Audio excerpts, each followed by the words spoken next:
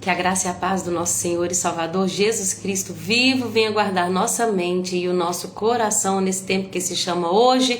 Mais um dia para meditar nas Escrituras, mais um dia para aprender delas, para conhecer o Senhor revelado através da sua palavra, conhecer o amor de Deus, conhecer o nosso Pai, conhecer o seu caráter, conhecer suas promessas. Amém? Glória a Deus por esse dia. Nós somos gratos a Deus por ter nos dado mais um dia, mesmo sem nós merecermos. O sol nasceu mais uma vez. Graças a Deus que as misericórdias do Senhor se renovam a cada manhã. Amém? Vamos começar então. Hoje nós vamos meditar em 4 capítulos do livro de Jeremias. Nós vamos do 34 até o 37. Muito aprendizado para nós, tem histórias lindas contadas aqui. Essa parte que nós vamos meditar hoje nessa live é uma parte bem histórica, então muito prática, muito aprendizado para nós, amém? Então vou começar com uma oração. Senhor Jesus, tudo é por Ti, tudo é para Ti, Tua é a glória. Nós Te louvamos pela capacidade que o Senhor nos deu. Primeiro, de que sangue corra, Senhor, em nossas veias e ar entre em nossos pulmões. Obrigada, Senhor, por ter nos dado vida e vida com abundância. Obrigada por ter nos salvado de nós mesmos, nos libertado, Senhor, do império das trevas, nos transportado para o reino do Seu Filho amado. Eu lhe peço, Senhor, que no nome de Jesus tudo que aconteça nessa live seja para a Tua glória. Que o Senhor faça essa live chegar a quem o Senhor quer fazer chegar, Senhor. Deus, que tudo que for falado aqui hoje venha edificar vidas, a minha e a dos meus irmãos, aqueles a quem o Senhor despertar para assistir cada uma dessas palavras. Que essa live seja usada por Ti como instrumento, Senhor, em nome de Jesus. Amém. Deia, seja bem-vinda, minha amiga querida. Boa tarde. Paz do Senhor Jesus. Jesus, sem Ti nada podemos fazer. Sem o Teu Espírito, Senhor, seriam só palavras vazias, mas com o Teu Espírito, a revelação, a poder, a transformação. Transforma-nos pela Tua palavra, em nome de Jesus. Amém. Glória a Deus. Deia, hoje nós vamos meditar do capítulo 34 ao 37 do livro de Jeremias. É uma parte bem prática. O capítulo 37 até o 44 é uma parte do livro de Jeremias que é uma seção histórica. Então a gente sai daquele contexto onde a gente está lendo os rolos de Jeremias que vão falar de promessas, de profecias, e a gente vai para uma parte realmente do que aconteceu. Lembrando, gente, que o livro de Jeremias é um livro que não está, assim como toda a Bíblia, em ordem cronológica. Às vezes a gente vê, já está lá em Zedequias, prestes a destruir Jerusalém. Aí volta lá em Joaquim, lá em Jeoaquim, né, que era filho de Josias, que ainda tem depois dele o filho dele, para depois vir o tio, que é Zedequias. Ou seja, traduzindo, a Bíblia e os capítulos de Jeremias não estão em ordem cronológica. Não sabemos o porquê que o livro foi colocado assim. Mas lembrando que naquela época eles escreviam rolos, né? Então não era assim um livro encadernado onde a gente divide capítulos e versículos. Isso só foi acontecer depois de muitos e muitos anos. Então, por algum motivo, Baruque ali no final da vida de Jeremias juntou a biografia de Jeremias, escreveu uma parte do livro de Jeremias ali, né? E ajuntou do jeito que a gente está vendo aqui agora, nessa ordem. Mas não é uma ordem cronológica. Não foi assim exatamente o capítulo 1, capítulo 2 que aconteceu de maneira cronológica. Tem hora que vai lá para o final, tem hora que volta, né, num rei anterior, alguns anos antes da Babilônia vir atacar Jerusalém. Então não é cronológico, tá bom? Mas nós vamos entender muita coisa aqui hoje. Deixa eu cumprimentar aqui a minha querida Ivonete. Seja bem-vinda, amada. Eu imagino que a Dé já conversou com você sobre ontem, né? E eu me alegro em ver como Jesus, Ele sabe de todas as coisas e Ele nos coloca nos lugares que Ele quer colocar, no momento que Ele quer colocar e sempre com um propósito. É muito bom servir a Jesus, né?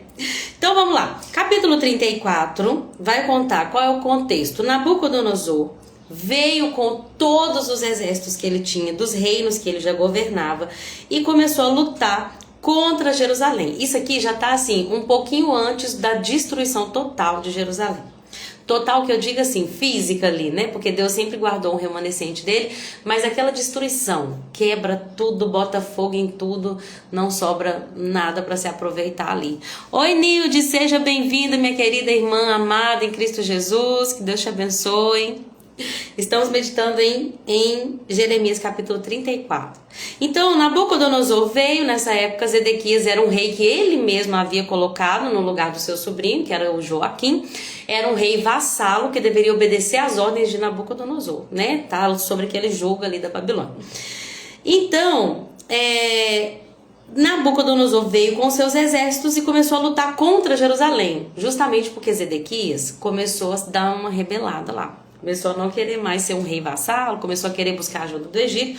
Nabucodonosor veio com seus exércitos, sitiou Jerusalém e começou a atacá-la. E aí, nesse momento, Deus mandou Jeremias e até o Zedequias, que era o rei, o último rei de Jerusalém, até que viesse o único e eterno rei, que é nosso Senhor Jesus, que se assenta no trono, né?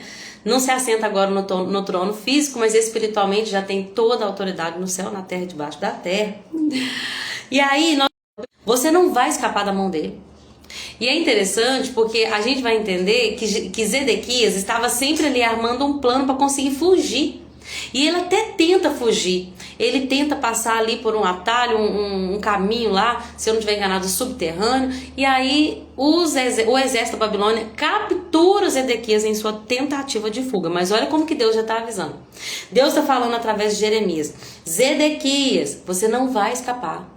Não tenta fugir, meu filho. Se renda. Você vai ser capturado. A cidade vai ser entregue ao rei da Babilônia, vai ser queimada de alto a baixo. Você vai ficar face a face com o rei da Babilônia. Imagina, o rei que você está se rebelando, você vai ver ele cara a cara, face a face.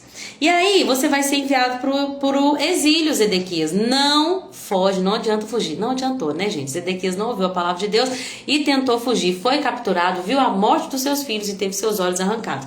Mas Deus falou para Zedequias: ouça, porém, essa promessa do Senhor. Zedequias, você não vai morrer nessa guerra.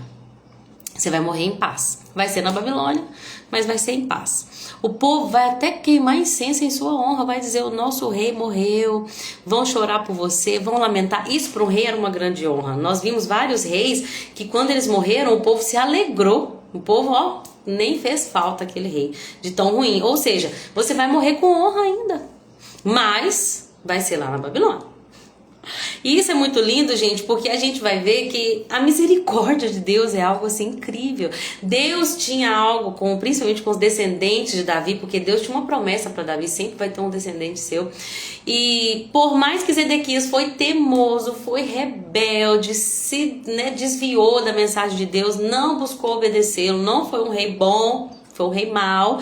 Deus está falando: você vai ser capturado, Zedequias, mas eu não vou deixar você morrer nessa guerra. Você vai encontrar graça e favor. E eu creio que é por causa da aliança que ele fez com Davi, que não foi por merecimento, né? Não foi por merecimento. E assim como nós também recebemos essa graça de Deus, que não é por nosso merecimento, é por causa do nosso Senhor Jesus que morreu por nós.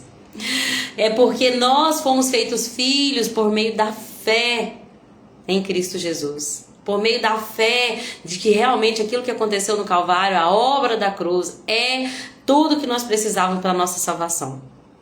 De que nós sozinhos jamais alcançaríamos reconciliação. Então Deus fala: não vai ser por causa de você, vai ser por amor ao meu filho, que hoje eu te entrego a salvação. E ele diz isso para cada um de nós, né? Deus é extremamente misericordioso. Ele está falando para Zedequias: não vai, Zedequias, por mais que eu vou te entregar, você não vai morrer nessa guerra. E aí acontece que parece que houve aqui, a partir do capítulo 34, a partir do verso 8, houve uma tentativa de uma reforma social em Jerusalém. Eles começaram a tentar fazer o que era certo. Lá em Êxodo capítulo 21, a partir do verso 2, Deus dá uma ordem clara para o povo que tinha acabado de sair do Egito. Ele falou assim: olha, quando vocês estiverem na terra de vocês, escutem essa regra. Vocês podem até comprar um hebreu e fazer dele um escravo, mas existe uma regra: ele só vai te servir por 6 anos. no 7º ano, liberta o teu irmão. Porque eu libertei vocês da escravidão. Hebreu não deve ser escravo. O meu povo não deve ser escravizado. Eu até deixo vocês comprarem ali para resgatá-los, né? Porque muitos dos escravos, eles se vendiam porque eles não tinham como mais pagar a dívida, então a própria vida deles ali era comprada. Vocês podem até comprar a vida deles para redimi-los ali de uma dívida ou de algo da própria vida deles. Eles podem ser escravos de vocês por 6 anos, mas no 7º, obrigatório, é lei de Deus, Yahvé, o Deus que tirou vocês do Egito. Libertem os seus irmãos. Êxodo capítulo 21, do 2 ao 6. Deixa eu voltar lá, só para a gente poder entender melhor. Então fala assim, ó: se você comprar um escravo hebreu, ele não poderá servi-lo por mais de 6 anos. Liberte-o no 7º ano, e ele nada lhe deverá pela liberdade. E aí Deus continua falando, olha, se ele era solteiro quando se tornou escravo, vai partir solteiro. Se era casado, a esposa vai ser liberta com ele também. O escravo, contudo, poderá declarar: eu amo meu senhor, quero continuar sendo escravo. Aí vai ser aquele escravo da orelha furada. Deixa eu só achar o finalzinho aqui. Sim, poderá ser livre. Eu achei que ia falar aqui, mas não falo. Mas por quê? O que Deus está dizendo para o povo hebreu? Eu os chamei para a liberdade. Foi para a liberdade que eu os chamei. Não se deixem escravizar mais.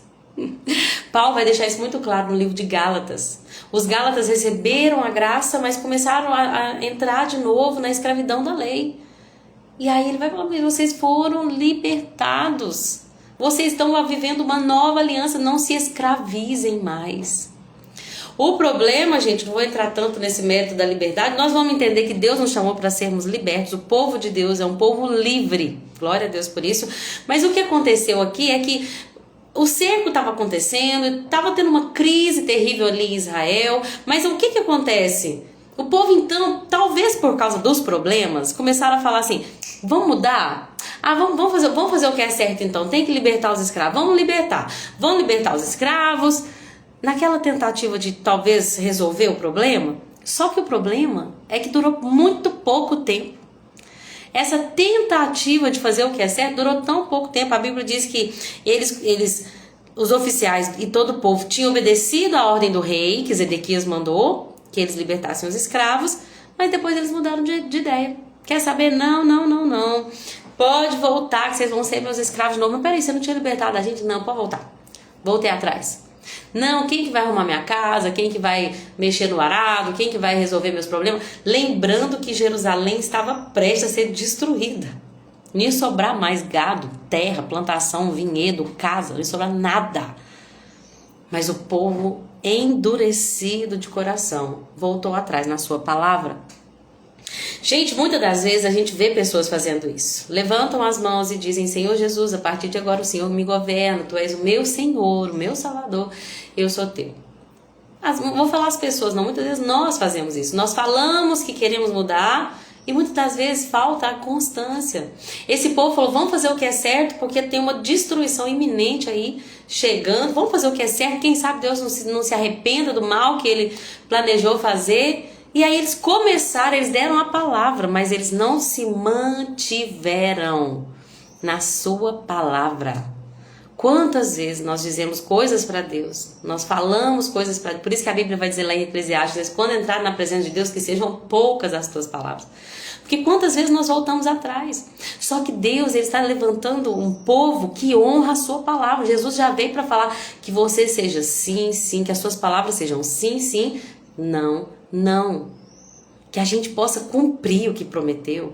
Que nós sejamos pessoas que, às vezes a gente está na igreja e ouve aquela palavra que fala sobre ética, sobre mudança de atitude, sobre sermos sal da terra, luz do mundo, sobre pregarmos o evangelho, sobre ir, e a gente fala: nossa, a partir de amanhã eu vou ser mais intencional no meu trabalho, eu quero pregar mais, eu quero ajudar a missão e tal. Quando chega o outro dia, volta atrás. Não quer saber?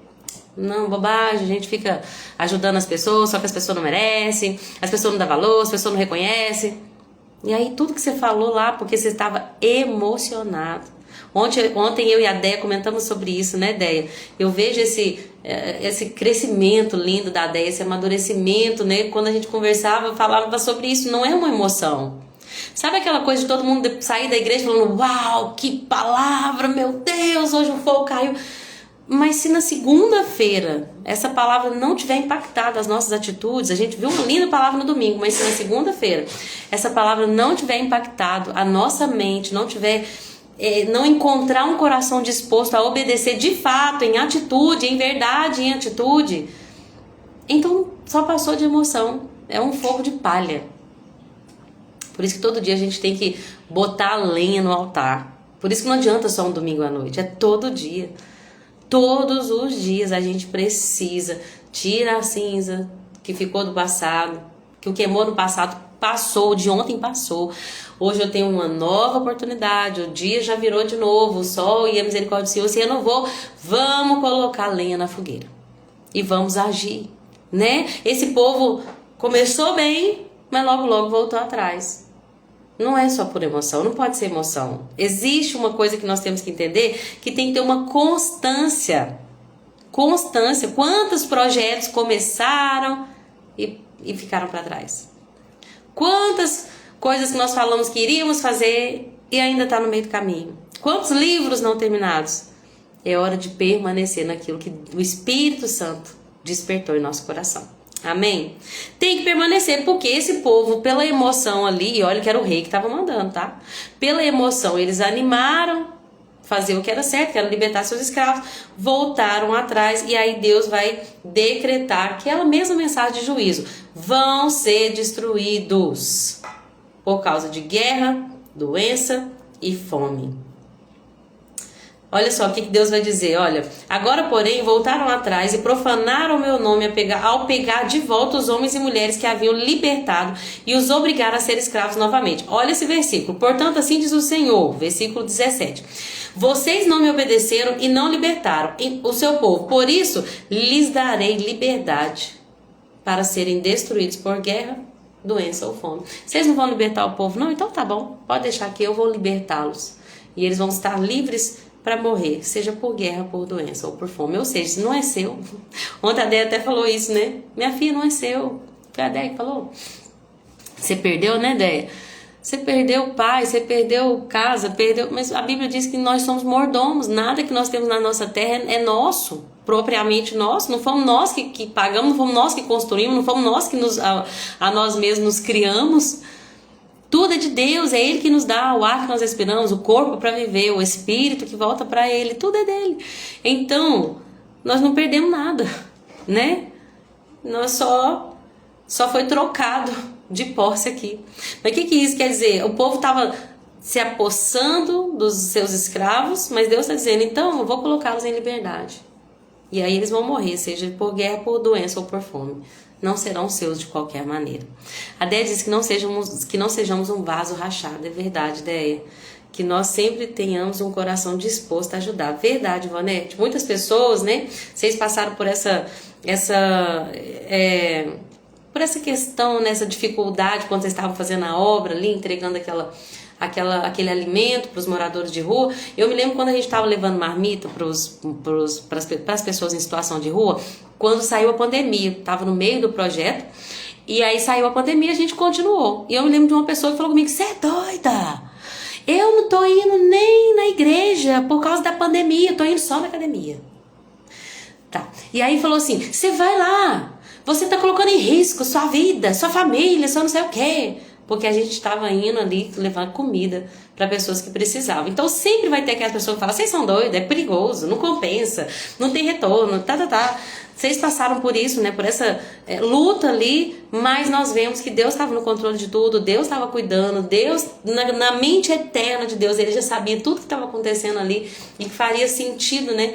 Pouco tempo depois. Então, muitas vezes as pessoas não vão entender, né? De fato, as pessoas não vão merecer, mas nós vamos continuar ajudando, né? Com o coração disposto a ajudar.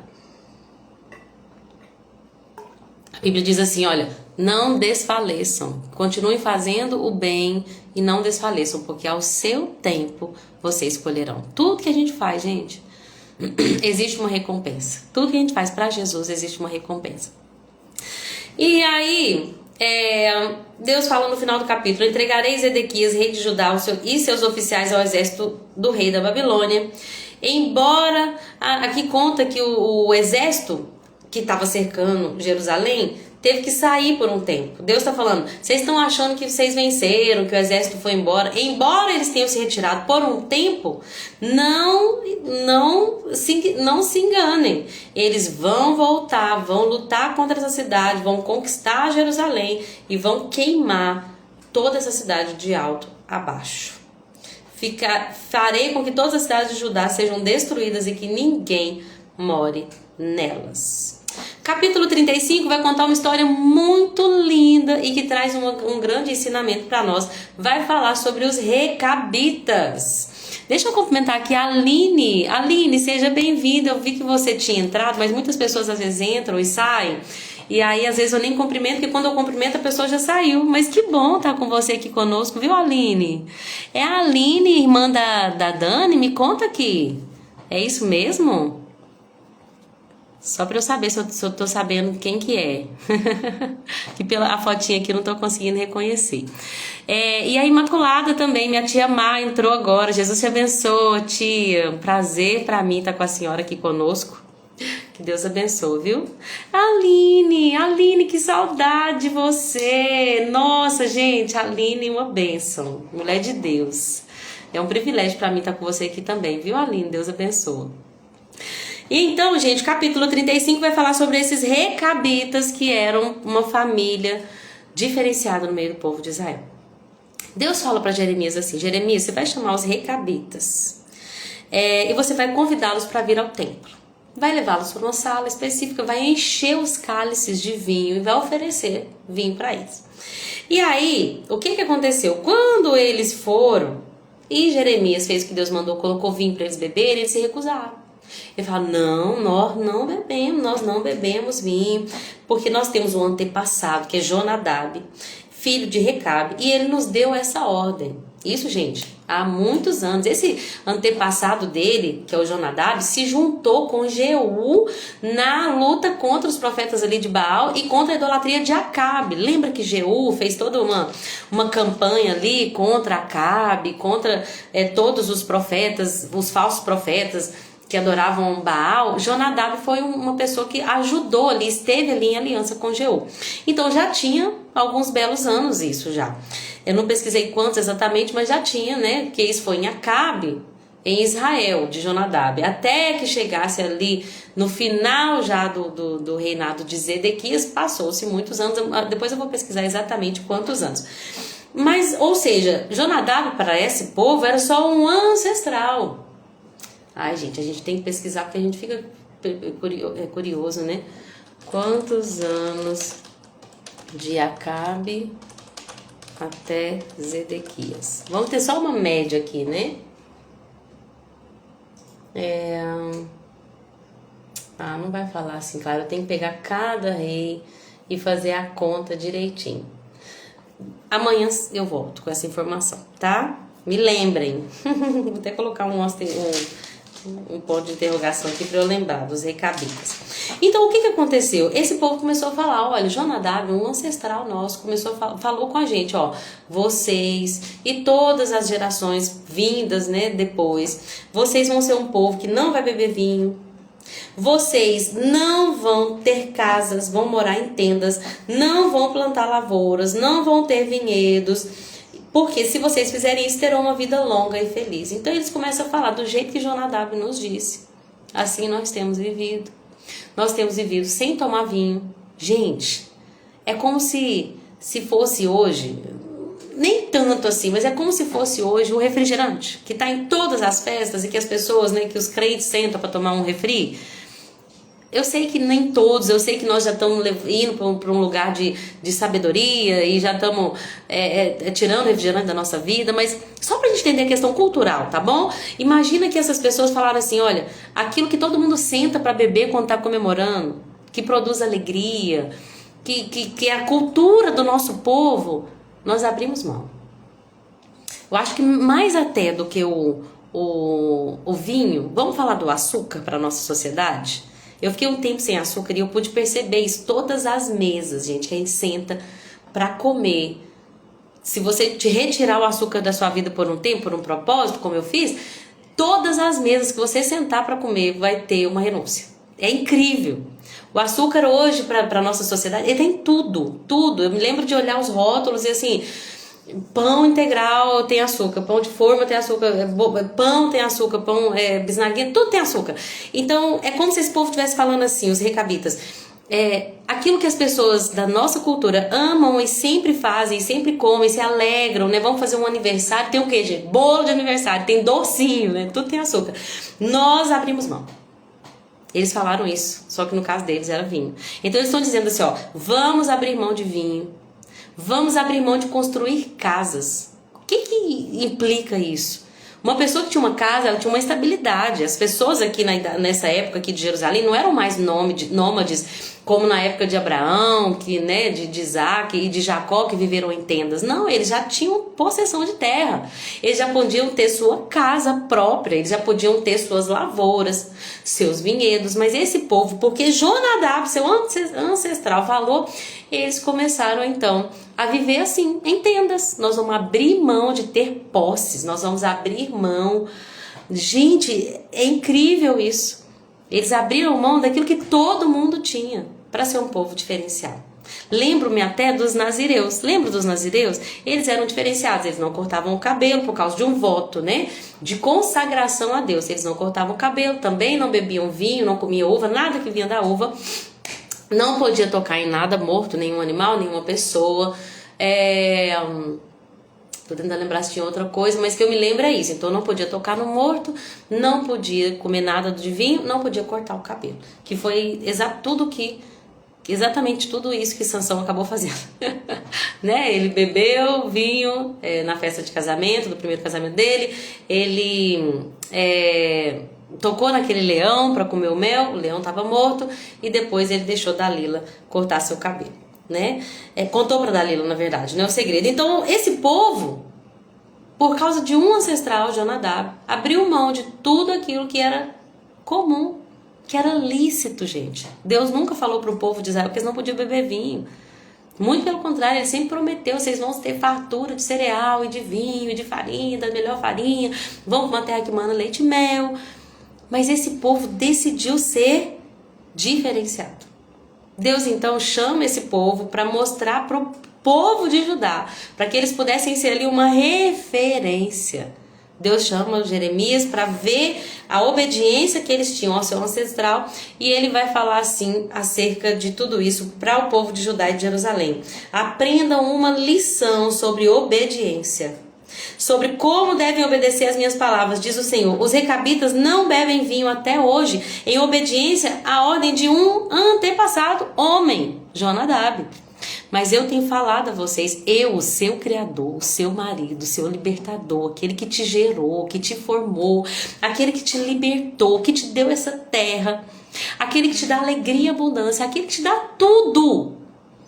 Aquele que criou o céu, que estendeu o céu, que firmou o fundamento da terra, que tem um exército celestial incontável, que domina sobre todo o universo, que é soberano.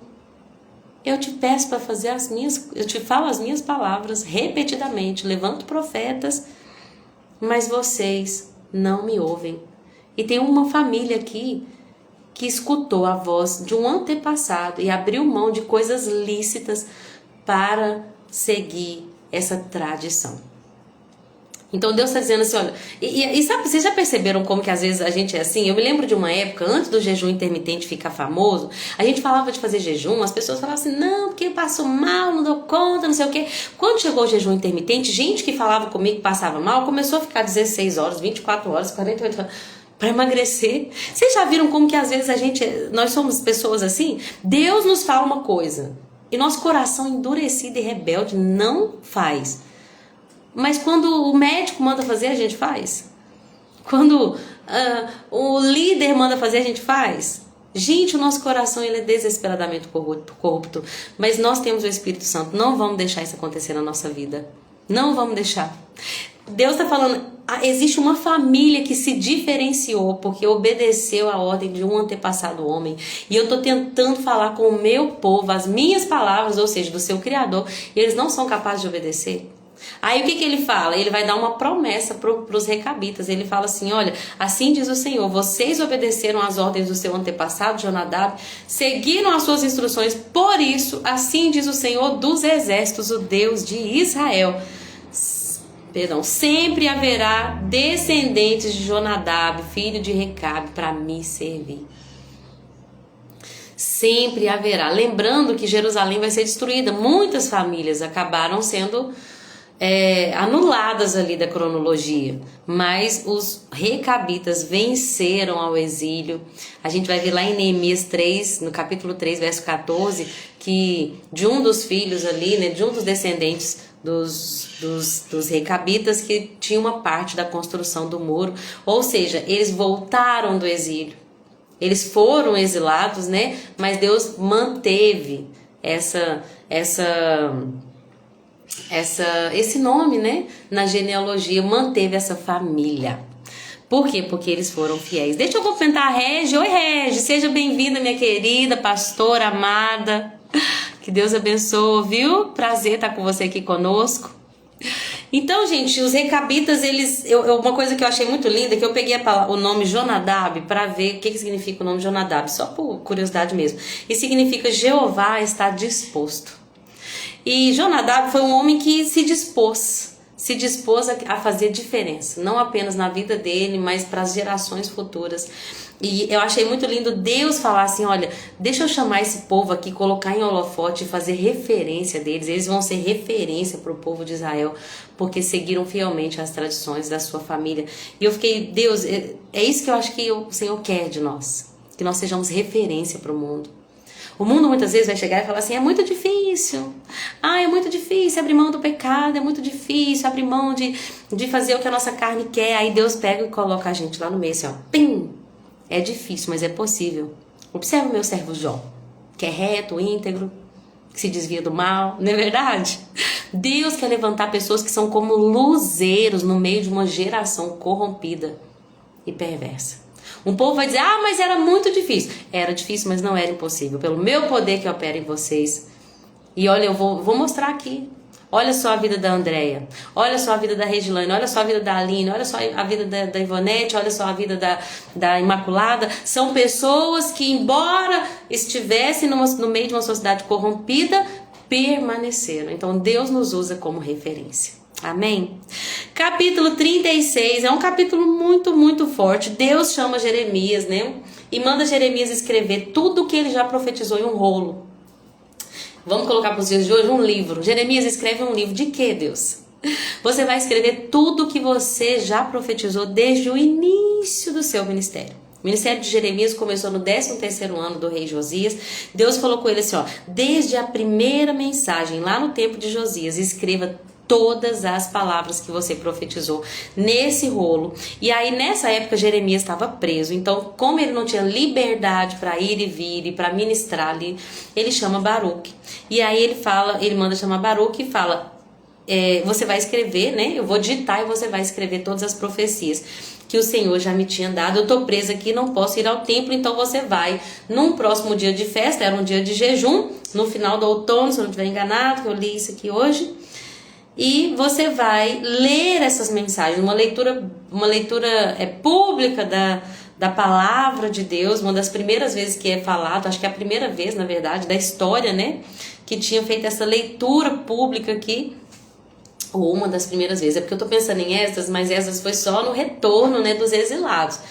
Mas eu lembro de Moisés lembrando das palavras de Deus, então vou falar uma das primeiras vezes.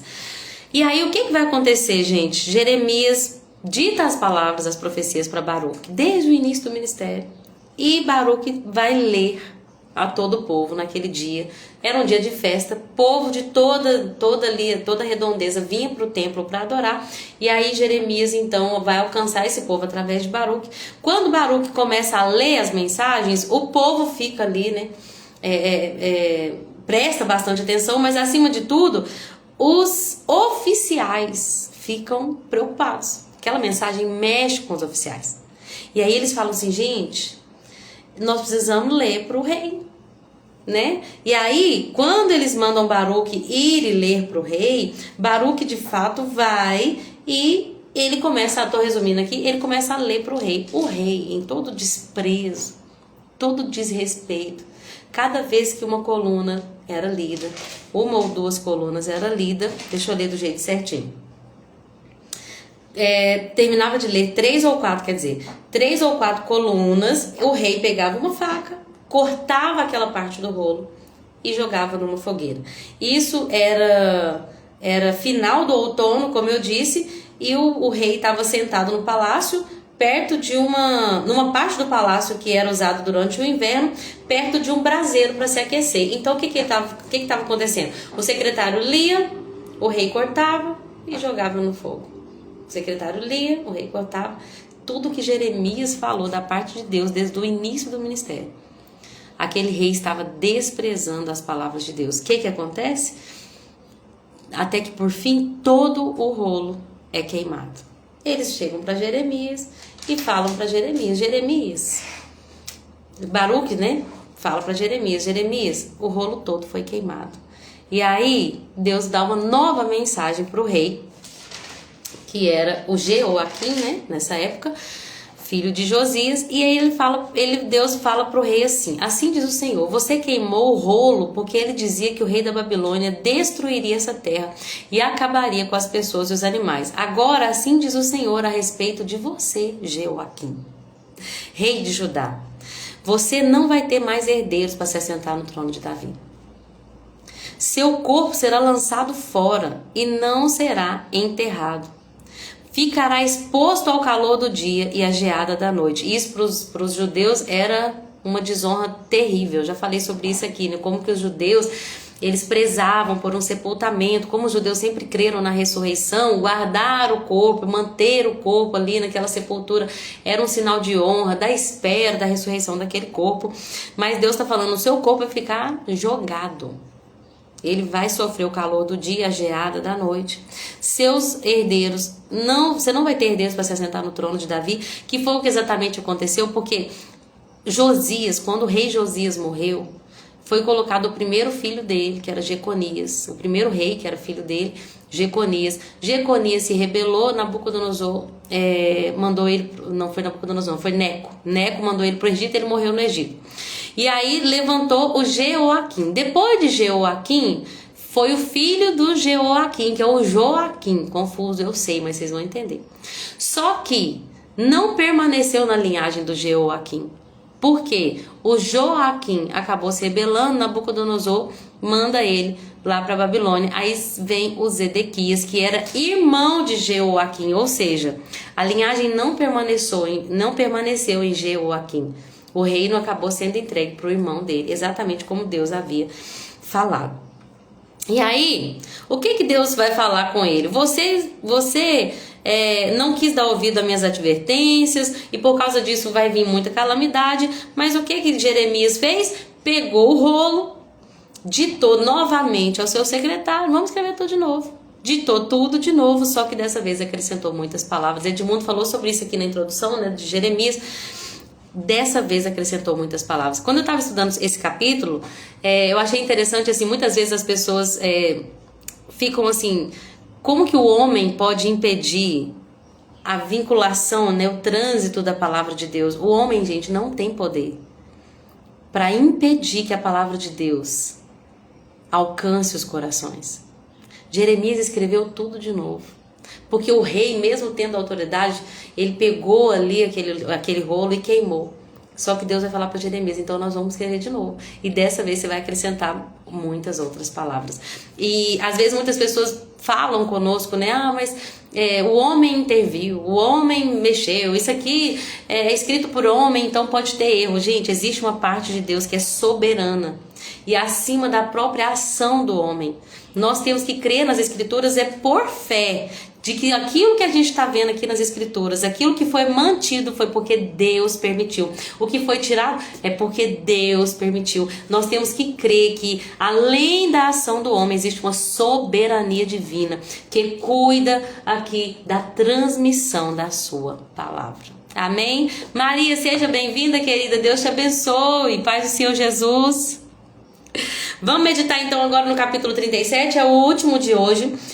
Zedequias está no governo aqui agora, nesse momento. E aí ele, que foi o sucessor de Joaquim, que era o filho de Jeoaquim, ele foi nomeado por Nabucodonosor, rei da Babilônia, como um rei vassalo, como eu já falei aqui. Só que nem Zedequias, nem seus servos, nem o povo que ficou em Judá deram ouvido à voz do Senhor. Mesmo com toda a advertência de Jeremias e dos outros profetas de Deus, eles se desviaram da palavra. Mas aí o que acontece? A Bíblia diz que, ainda assim, o rei Zedequias enviou lá os seus oficiais para pedir para Jeremias: ore por nós ao Senhor. Nesse momento, Jeremias ainda não havia sido preso, de modo que podia circular livremente entre o povo. Nessa época, o exército do faraó do Egito partiu da sua terra preparado para guerrear. E aí, quando o exército babilônio soube disso, suspendeu o cerco. Por um momento, a Babilônia deixou de cercar Israel e foi resolver outro BO com o Egito. Nesse momento, o rei Zedequias, que nunca deu ouvido à voz de Deus, foi pedir para o profeta oração. Você ora para nós? Aqui, 6 horas lá para nós. Hoje eu não vou no culto, não, 6 horas lá para nós. Tipo isso, tá? E aí, gente, quando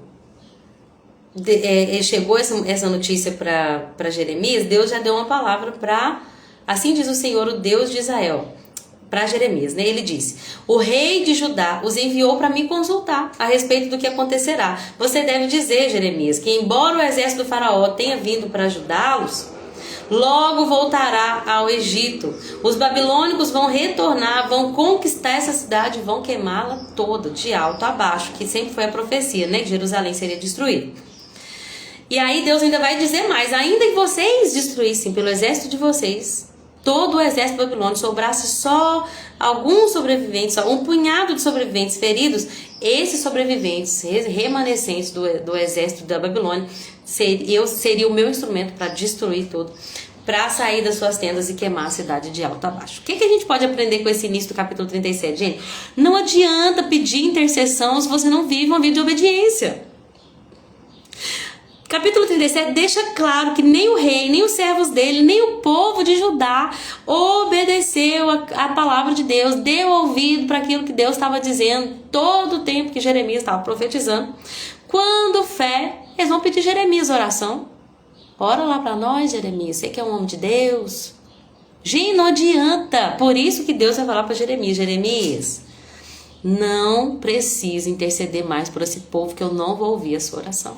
Falei sobre isso em algumas lives anteriores, né? Não adianta, gente, a gente viver uma vida de desobediência e depois ir na igreja na sexta-feira, no culto de libertação, e pedir para ungir com óleo. É uma coisa que me deixa nervosa. Porque as pessoas são tão apegadas a amuletos. Porque eu vou na igreja para ver se eu paro de ver o vulto, porque se o pastor orar, quem sabe uma oração forte, eu fico liberta.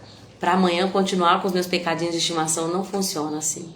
Não funciona assim. A Bíblia deixou claro: olha, eles não obedeceram, mas pediram intercessão. Não quer dizer que a gente vai parar de orar pelas pessoas no culto, de jeito nenhum. Só que uma coisa nunca pode sair dos nossos lábios: é a palavra do Senhor. A palavra do Senhor, sendo firme com as pessoas. Vocês têm que obedecer, senão não vai adiantar.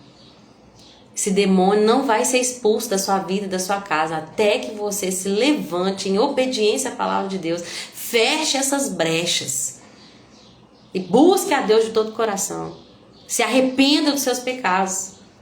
Porque senão, gente, oração uma vez por semana não vai adiantar. Ontem nós conversamos até sobre isso, né, Déia? Às vezes a pessoa vem, então você ora e de fato, pelo nome de Jesus, o diabo tem que sair. Só que o que acontece? Se Jesus não entrar naquela casa, o diabo vai andar ali por desertos, né, por lugares áridos, vai voltar, vai encontrar a casa limpinha e vai trazer mais 7 com ele. Foi o que Jesus disse. Então, nós temos que entrar sempre com a palavra. Toda a igreja tem que ter palavra. Amém? Dani, bem-vinda. Demorou, mas chegou. Estamos no finalzinho, Dani. Depois você volta no início. O que importa é chegar, é isso mesmo. Tem dias, gente, que são dias maus, tem dias que as coisas não acontecem do jeito que a gente planeja. Mas graças a Deus por cada dia, né? Porque foi Ele que nos concedeu, portanto regozijemos e alegremos nele. Esse é o dia que o Senhor fez. Para terminar então, a Bíblia vai dizer que Jeremias foi preso. Jeremias resolveu sair da cidade para pegar aquele campo que Deus mandou ele comprar, pouco antes da cidade ser destruída, né? Ele foi ali tomar posse da propriedade, quando o guarda do portão, achou ali que ele estava se rebelando, passando para o lado da Babilônia, e acabou prendendo Jeremias. Jeremias foi colocado numa cela do calabouço, e ali ficou por muitos dias. Até que depois Zedequias tenta de novo consultar a Deus, né? Procura Jeremias lá nesse calabouço e vai perguntar: tem alguma palavra de Deus? Ora aí, vê se você profetiza alguma coisa na minha vida, né? Tem alguma palavra de Deus? E aí Jeremias vai falar claramente: tem a mesma. Você vai ser entregue para o rei da Babilônia. Não mudou. A palavra de Deus não mudou. E é lindo porque Jeremias permaneceu fiel, gente. Imagina a vida do profeta que o tempo todo foi fiel a Deus. E ele já foi preso, amarrado no tronco. Nós vamos ver que ele vai ser jogado no poço no capítulo 38. Ele que foi... como é que fala? Ele foi... Não é chicoteado, tem a outra palavra que eu esqueci agora. Me lembra aí, gente. Jeremias foi açoitado. Ele foi açoitado. Ele foi machucado. Ele recebeu oposição. O povo da sua própria cidade, Anatote, fez uma conspiração para matar o seu próprio compatriota. Ele sofreu, gente, em todo o ministério dele. Eu me lembro de um ano que eu li o livro de Jeremias chorando. Meu Deus, como que o homem que era tão fiel pôde sofrer tanto? Ele estava num lugar que era tão terrível que ele vai clamar para Zedequias: por favor, não deixe eu voltar, senão eu vou morrer ali. Preso no calabouço dessa cadeia, numa cela do calabouço, e ali ficou muitos dias, sofrendo, passando fome, necessidade. Gente, e servindo fielmente a Deus. Aí o rei manda uma mensagem para ele, falando assim: tem uma palavra do Senhor? Se ele já tivesse assim, irritado com Deus, se ele tivesse naquele momento assim: não quer saber, não vale a pena ser fiel, que eu só sofri nesse ministério, ele ia falar: ô Zedequias, me tira daqui que eu vou te falar. Não, que vai dar tudo certo para sua vida. Só me tira daqui. Se ele quisesse resolver o problema momentâneo, esquecendo-se da eternidade, ele iria talvez cair no erro de cometer esse pecado de abandonar Deus. Só que quando Zedequias, que era o rei, manda perguntar para ele se havia uma palavra de Deus, ele continua fiel. A palavra de Deus é a mesma: você vai ser entregue para o rei da Babilônia. Não adianta fugir, não adianta ter falsas esperanças, você vai ser exilado. E aí, gente, o que a gente entende com tudo isso? O que a gente pode aprender com tudo isso que nós vimos aqui? A primeira coisa é: permaneça fiel à palavra de Deus. Mesmo quando as pessoas começarem a cancelar a gente, falar que nós somos pessoas que são fanáticas e religiosas demais, que são pessoas que não amam, porque vocês falam uma palavra que é dura, que vocês expõem o pecado das pessoas, permaneçam fiéis. Mesmo quando isso gerar retaliação ou oposição por parte das pessoas, permaneça fiel. Tem gente que está deixando de fazer as coisas por causa do diabo, gente. Do diabo, pelo amor de Deus. Eu não vou fazer nada na igreja porque o diabo... Que diabo o quê? A gente tem que temer a Deus. Não vai deixar de fazer nada por causa de retaliação. Porque a gente não tem que prestar conta pro diabo, a gente tem que prestar conta para Deus. Um dia ele vai chegar diante do trono e ele vai falar: o que você fez com a vida que eu te dei? O que você fez com o ministério que eu te dei? O que você fez com o ar que eu permiti que entrasse nos seus pulmões? O que você fez com o corpo que eu te dei? O que você fez com o ensino que eu te dei? O que você fez com as habilidades que eu te dei? Vamos conferir os livros aqui. Lorena: dê habilidade para falar em público, usou apenas para o seu bem, ganhou muito dinheiro sendo oradora, sei lá, estou inventando qualquer coisa aqui. Lorena: dei uma voz para cantar, usou a sua voz para ganhar muito dinheiro cantando para o mundo numa banda que ficou muito famosa. Então é isso que você fez com suas habilidades.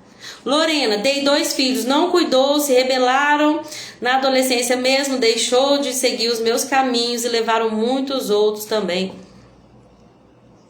Lorena, dei um marido para ela. O que que ela fez com o marido? Não foi fiel ao marido, deixou a aliança. Tá repreendido em nome de Jesus, tá? Essa não sou eu não, só tô dando um. Vocês estão entendendo? Um dia, tudo que Deus nos deu vai ser colocado diante do trono dele. Os livros vão ser abertos. E a verdade a pergunta o que nós temos para oferecer? O que nós vamos ter para oferecer? Ai, Senhor, me perdoa, mas é porque eu queria tanto uma casa própria. Eu queria tanto um carro do ano. Então eu tinha que trabalhar para conquistar meus sonhos. Seus sonhos. Mas você não lembra que você é meu? Você é meu. Não é sobre os seus sonhos. Não é sobre as suas vontades. Eu te criei para mim. Eu te criei com um propósito. E você viveu uma vida para realizar sonhos materiais? Não. Infelizmente, né? Cada um de nós vai receber de acordo com as nossas ações. Então, Jeremias, ele sofreu demais. Tem hora que eu leio e falo, não, eu acho até um pouco injusto de Deus. Sabe que isso na carne? Não, eu acho um pouco injusto ele ter sofrido tanto. Mas, gente, Jeremias já morreu e ele está na eternidade. Ano após ano, deliciando-se da presença perpétua ali de Deus, de delícias perpétuas, de abundância, de alegria, de prazeres superiores, que vai durar eternamente, com certeza com um grande galardão. Vale a pena ser fiel. Quanto a Zedequias, o que a gente pode aprender com ele? Não adianta viver uma vida longe de Deus e depois pedir intercessão e pedir uma palavra de Deus. Eu fico irritada com essas coisas, de gente que não busca a Deus, que não lê a Bíblia e que quer o profeta fale para ele. Eu não leio a Bíblia, mas eu vou lá e peço a irmã para orar para mim, para ver se Deus me fala alguma coisa. Minha filha, meu filho, Deus vai te falar através da palavra. Às vezes Deus usa sim, gente, palavra de sabedoria, palavra de conhecimento, usa pessoas para confirmar coisas que já estão no teu coração. Às vezes a palavra de sabedoria, que é um conhecimento que nós humanamente não podíamos ter, de algo que vai acontecer no futuro, para te preparar, para, enfim, Deus sabe o porquê, vai acontecer. Deus usa pessoas com dons espirituais. Mas a gente não sai correndo atrás disso, não. A gente quer uma palavra que vem do próprio Pai. Imagina que você tem um filho, eu tô falando demais hoje, tô terminando já. Imagina que você tem um filho, e aí um dia eu até ouvi um filme sobre isso, na verdade era uma série. E aí a menina tá assim, cadê minha mãe? Ela não pode vir, ela tá trabalhando, mas eu tô aqui pra mediar. Ela mandou te perguntar isso, isso e isso, o que eu falo pra ela? Aí a menina respondia, já imaginou? Se a gente não pudesse conversar com os nossos filhos, se tudo tivesse que passar pela babá? Imagina que seu filho fala assim, a babá chega lá e fala assim, olha, seu filho não quis vir aqui para conversar com você, mas ele mandou te perguntar quando que você vai enviar aquele dinheiro que ele precisa. Mandou perguntar pro mediador, manda ele vir cá perguntar para mim. Nós temos um relacionamento que pode ser direto com o Pai, né?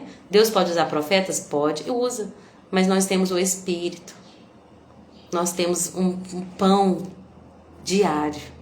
Inclusive Jeremias, é muito lindo que Jeremias nesse momento clama a Zedequias, por favor, me tira desse calabouço, eu vou morrer aqui. A Bíblia diz que Zedequias então encontra, né, Jeremias encontra favor diante do rei, e ele pega Jeremias, leva para o pátio da guarda, que pelo que eu entendi era uma prisão melhor, e manda Jeremias recebesse um pão fresco diariamente. E aí eu vejo Jesus, né, gente? Que ele é o pão que desceu do céu. Todos os dias Jeremias tinha acesso a um pão. E aquilo era a graça de Deus sobre a vida dele. Jeremias, você não vai morrer. Jeremias, eu tô cuidando. Por mais que pareça que não, Jeremias, eu tô cuidando de você, viu? Tá chegando um tempo. Nós vamos ler que Nebuzaradã, que era o comandante lá do Nabucodonosor, vai chegar para Jeremias e Jeremias vai encontrar muito favor diante do comandante do inimigo. Que vai falar, Jeremias, você pode fazer o que você quiser. O que você quer? Pra onde você quer ir?